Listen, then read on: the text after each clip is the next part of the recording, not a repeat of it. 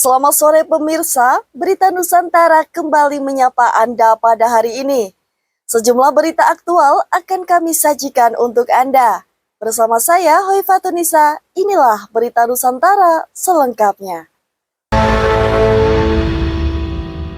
Kita awali Nusantara sore dengan kabar terbaru dari dunia penegakan hukum. Penyidik Jampitsus Kejaksaan Agung menyita puluhan mobil dari gedung perusahaan tekstil Sritek terkait kasus dugaan korupsi. Selasa, 8 Juli 2025, Jampitsus dari Kejaksaan Agung menyita sebanyak 72 mobil dari gedung Sritek 2 Sawah di Banmati, Sukoharjo, Provinsi Jawa Tengah.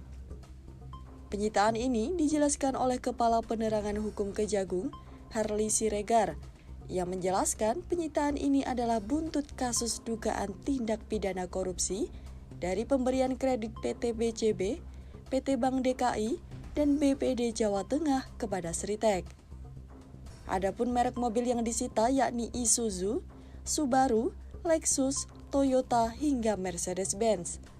Harli Siregar juga menambahkan bahwa mobil yang disita diduga adalah hasil dari tindak pidana, serta dimiliki oleh tersangka atau pihak yang terlibat.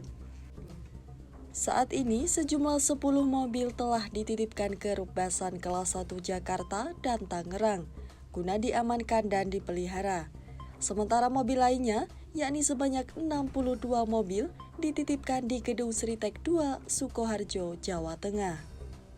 Java TV melaporkan. Kita beralih ke upaya pemerintah dalam mengentaskan kemiskinan melalui pendidikan. Program Sekolah Rakyat siap diluncurkan di 100 lokasi dari Sabang sampai Merauke. Menko Pemberdayaan Masyarakat Cak Imin pimpin rapat koordinasi lintas kementerian untuk memastikan implementasi yang tepat sasaran. Rapat tingkat menteri yang digelar Selasa 8 Juli 2025 fokus membahas instruksi Presiden nomor 8 tahun 2025 tentang pengentasan kemiskinan, sekaligus mematangkan teknis peluncuran program Sekolah Rakyat.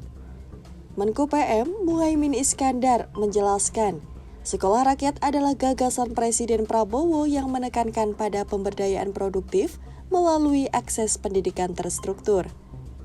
Rapat tersebut dihadiri para pejabat penting, termasuk Menteri Keuangan Sri Mulyani, Menteri Sosial Saifullah Yusuf, Menteri Agama Nasaruddin Umar, hingga Kepala BPS dan Irjen TNI.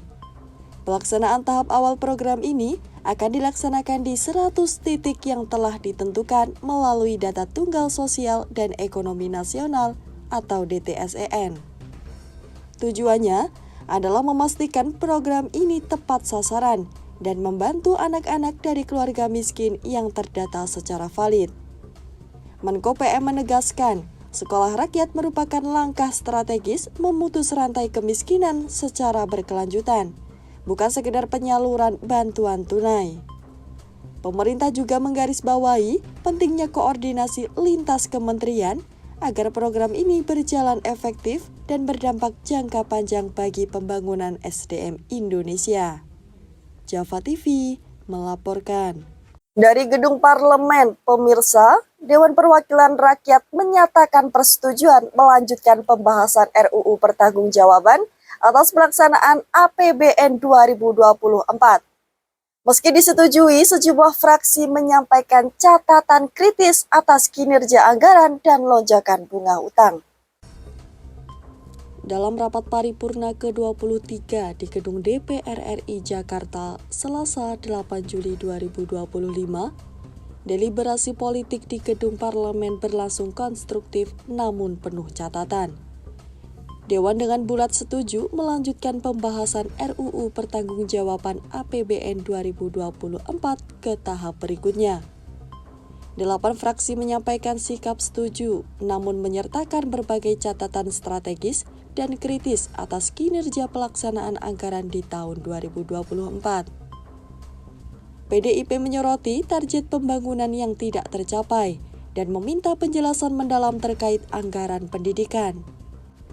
Fraksi Golkar melalui Putri Aneta Komarudin menilai pemanfaatan saldo anggaran lebih atau saldo belum maksimal. Dengan saldo sebesar 459 triliun rupiah di awal tahun, namun yang digunakan hanya 56 triliun rupiah. Gerindra mendorong optimalisasi belanja negara untuk mengurangi ketimpangan dan meningkatkan sektor hulu migas. Senada, fraksi Nasdem, PKB, dan Demokrat juga menyetujui pembahasan dengan menekankan perlu evaluasi pertumbuhan ekonomi dan stabilitas nilai tukar rupiah. PKS melalui Abdul Fikri memberikan sorotan tajam terhadap lonjakan beban bunga utang yang mencapai 488 triliun rupiah. Meski disetujui untuk dibahas lebih lanjut, RUU Pertanggungjawaban APBN 2024 dipastikan akan menghadapi proses pengawasan yang ketat di tingkat komisi dan badan anggaran. DPR mengingatkan pemerintah agar lebih transparan, efektif, dan berorientasi pada kesejahteraan masyarakat dalam setiap kebijakan fiskal di masa mendatang. Java TV melaporkan. Pemirsa, setelah melakukan penyelidikan mendalam, Bareskrim Polri menyatakan tidak ditemukannya unsur pidana dalam kasus dugaan ijazah palsu Presiden Joko Widodo.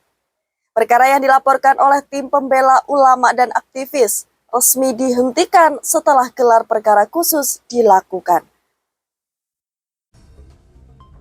Pakar telematika Roy Suryo bersama perwakilan TPUA menghadiri gelar perkara khusus di Gedung Bareskrim Polri, Jakarta Selatan pada Rabu 9 Juli 2025. Mereka menyerahkan laporan analisis mengenai dugaan ketidakaslian ijazah sarjana milik Presiden Jokowi.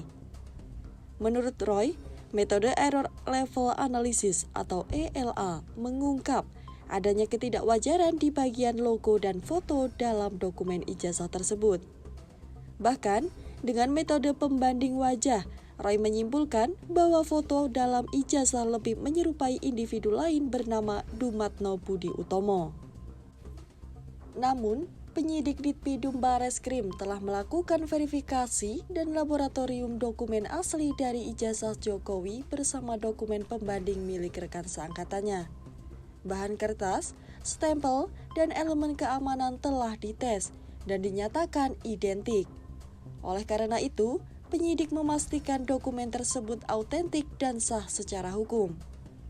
Dengan tidak ditemukannya unsur pidana, penyidikan resmi dihentikan dan kasus dinyatakan selesai. Perkara ini merupakan tindak lanjut dari laporan TPUA yang dilayangkan oleh Eki Suciana sebagai pelapor. Java TV melaporkan. Dari Sleman, Yogyakarta, Wakil Presiden Gibran Rakabuming Raka mengunjungi Pondok Pesantren Pandanaran. Dalam kunjungan itu, Gibran mengajak para santri untuk melek teknologi dan siap menghadapi era digital, termasuk pemanfaatan AI dan blockchain. Wapres Gibran Rakabuming Raka menegaskan bahwa generasi muda pesantren harus siap dengan perubahan zaman.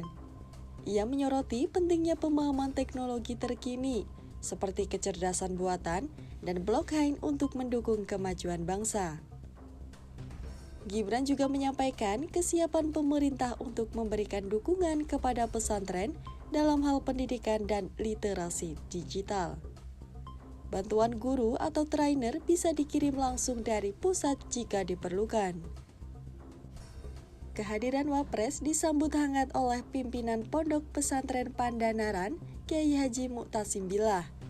Ia menyampaikan bahwa Gibran sudah menjadi bagian dari keluarga besar pondok dan tetap menjaga hubungan emosional sejak sebelum menjabat menjadi Wapres. Mengikuti tantangan zaman.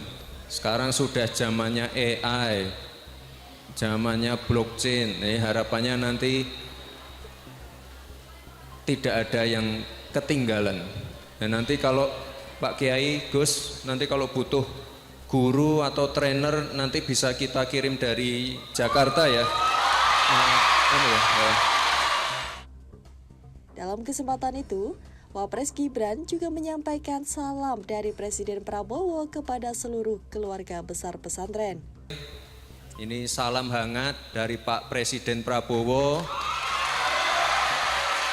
untuk seluruh santri, kiai, gus-gus, bunyai, semua yang ada di sini. Sebagai bentuk penghormatan, Gibran melakukan ziarah ke makam pendiri Pondok Pesantren Pandanaran.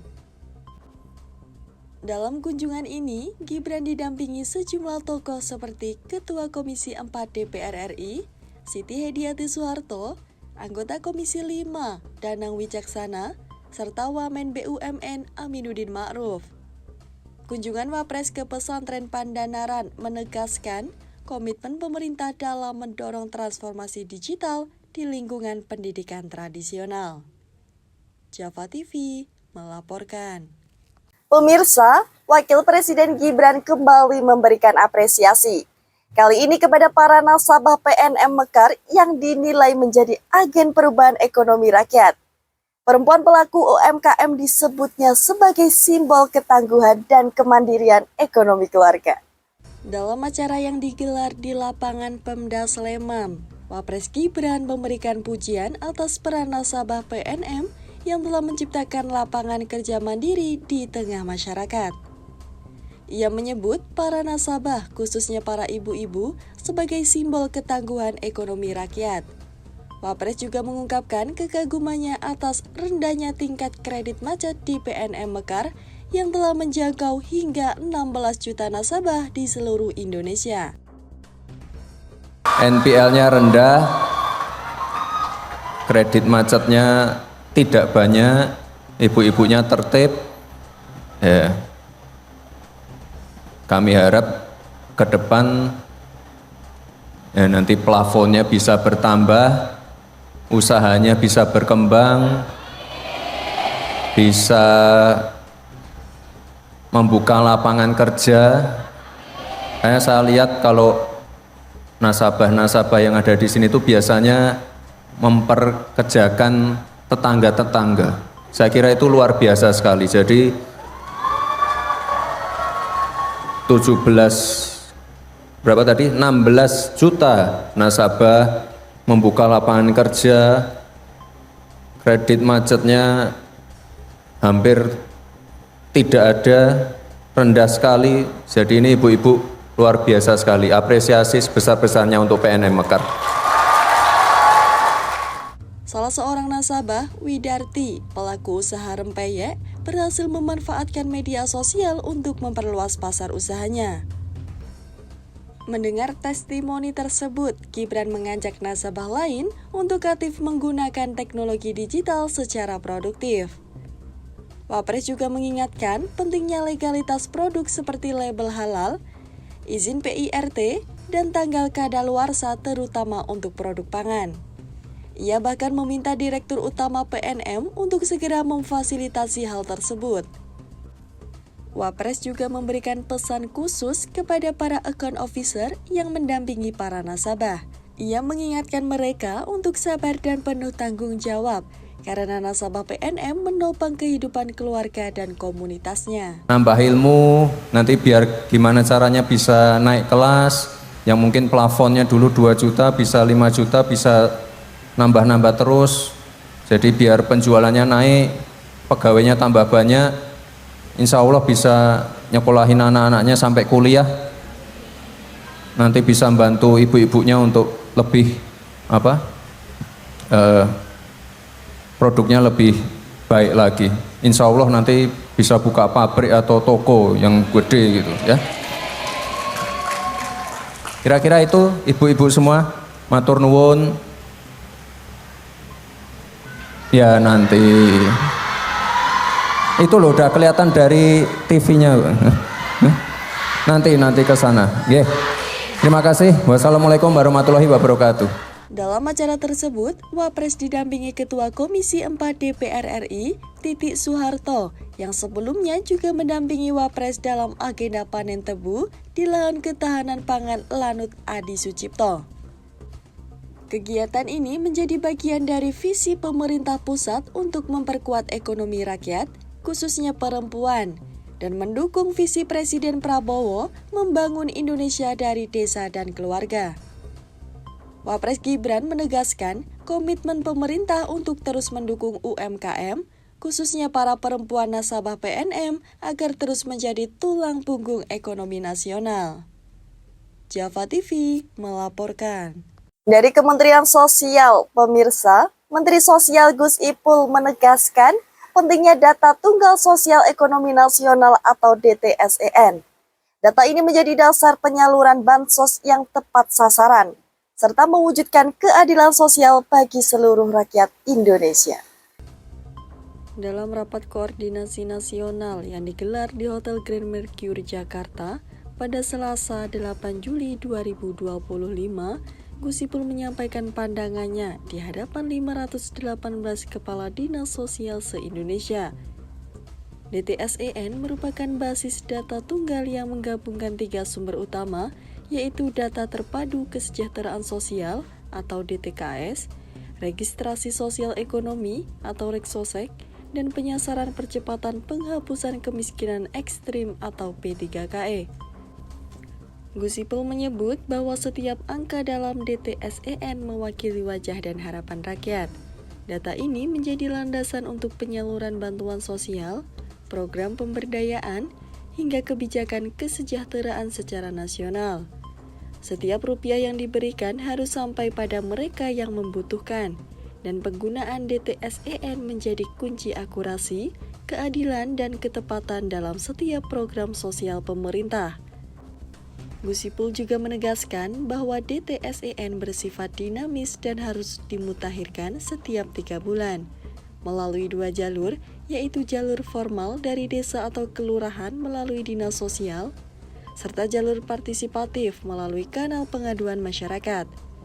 Data yang masuk akan divalidasi oleh Badan Pusat Statistik atau BPS untuk memastikan kualitas dan profesionalisme antar lembaga. Keterlibatan BPS sebagai validator juga dipandang sebagai langkah strategis dalam mewujudkan kebijakan berbasis bukti atau evidence-based policy. Kepala BPS Amalia Adininggar Widyasanti menyampaikan apresiasi atas komitmen Kemensos dalam menggerakkan lembaga lain untuk menggunakan DTSEN sebagai dasar kebijakan. Inpres nomor 4 tahun 2025 juga menguatkan peran ini di tingkat nasional. Java TV melaporkan. Berikut ini kabar dari Kementerian Agama. Menteri Nasaruddin Umar menegaskan bahwa halal bukan sekedar label produk, melainkan filosofi hidup yang mengedepankan nilai-nilai spiritualitas, keadilan, dan kebaikan. Ini makna halal yang lebih dalam menurut Menak. Pernyataan tersebut disampaikan Menak Nasaruddin Umar saat peluncuran laporan State of the Global Islamic Economy atau SGIE Report 2024-2025 di kantor Bappenas Selasa 8 Juli 2025. Acara tersebut juga menandai peringatan 10 tahun berdirinya Indonesia Halal Lifestyle Center atau IHLC. Dalam sambutannya, Menak menyebut halal sebagai cara hidup yang tidak hanya berkaitan dengan produk, namun juga etika, spiritualitas, dan tanggung jawab sosial. Ia menegaskan bahwa sistem jaminan halal Indonesia harus terus ditingkatkan agar diakui secara internasional. Berdasarkan data SKIE, pengeluaran umat muslim global di bidang ekonomi Islam telah mencapai 2,29 triliun dolar Amerika Serikat pada tahun 2022. Sektor makanan halal, fashion syar'i, dan media Islami menunjukkan tren pertumbuhan positif. Menak menyebut Indonesia saat ini menempati posisi ketiga dunia dalam pengembangan ekonomi Islam dan berkomitmen untuk meningkatkan posisi tersebut. Kemenak juga berkontribusi dalam penguatan ekonomi syariah melalui zakat, wakaf, pendidikan Islam, hingga tata kelola keuangan berbasis keadilan sosial. Menak Nasaruddin Umar mengapresiasi peran IHLC dalam menjembatani nilai keislaman dengan inovasi ekonomi, Ia berharap gaya hidup halal terus menjadi bagian penting dalam meningkatkan daya saing ekonomi Indonesia di kancah dunia. Java TV melaporkan. Dari dunia internasional, pemirsa, Presiden Prancis Emmanuel Macron menyampaikan pidato bersejarah di Parlemen Inggris. Ia mendesak Inggris untuk segera mengakui Palestina sebagai negara merdeka dan memperkuat aliansi Eropa dalam mendukung perdamaian. Dalam kunjungan kenegaraan pada Selasa 8 Juli 2025, Macron menyerukan pengakuan Palestina sebagai langkah kunci menuju perdamaian di Timur Tengah. Pidato ini menjadi momen penting pasca Brexit dan merupakan yang pertama dari seorang pemimpin Eropa di Parlemen Inggris setelah Inggris keluar dari Uni Eropa. Macron juga menegaskan dukungan tanpa syarat untuk Ukraina, serta mendesak gencatan senjata di Gaza. Menurutnya, prospek negara Palestina saat ini berada dalam titik paling kritis. Dia mengajak Inggris untuk bergandengan tangan dalam menanggapi perang di Ukraina, konflik Gaza, perubahan iklim, dan persaingan global dengan Amerika Serikat serta Tiongkok. Macron memperingatkan bahwa Eropa tidak boleh terlalu bergantung pada dua kekuatan besar dunia, dan menyerukan penguatan strategi ekonomi dan sosial yang mandiri di lingkup regional. Kerjasama di bidang pendidikan, seni, kecerdasan buatan, dan perlindungan anak digital juga diangkat sebagai ruang kolaborasi baru antara Inggris dan Prancis. Dalam jamuan kenegaraan di Kastil Windsor, Raja Charles menyambut era baru hubungan Inggris-Prancis dan menyebutnya sebagai Entente Amicale atau aliansi yang bersahabat. Dua proyek strategis diumumkan dalam kunjungan ini, termasuk investasi sebesar 1,1 miliar pound sterling oleh EDF Prancis untuk tenaga nuklir di Inggris Timur, dan pemulangan Tapestry Bay ke Inggris setelah 900 tahun. Macron dijadwalkan bertemu Perdana Menteri Keir Starmer untuk membahas migrasi, pertahanan, dan dukungan bagi Ukraina. Inggris berharap memperoleh kerjasama baru dari Prancis terkait pengembalian pencari suaka yang selama ini ditolak Paris. Kunjungan ini dinilai menandai pemulihan hubungan bilateral pasca Brexit serta memperkuat peran Inggris di kawasan Eropa setelah kemenangan Partai Buruh.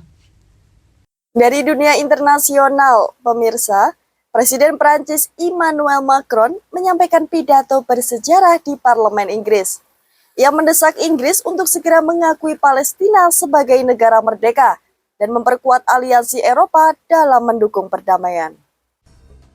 Netanyahu menegaskan tekad Israel untuk membebaskan seluruh sandera yang masih ditahan di Gaza dan sekaligus menghancurkan kemampuan militer serta pemerintahan Hamas secara total.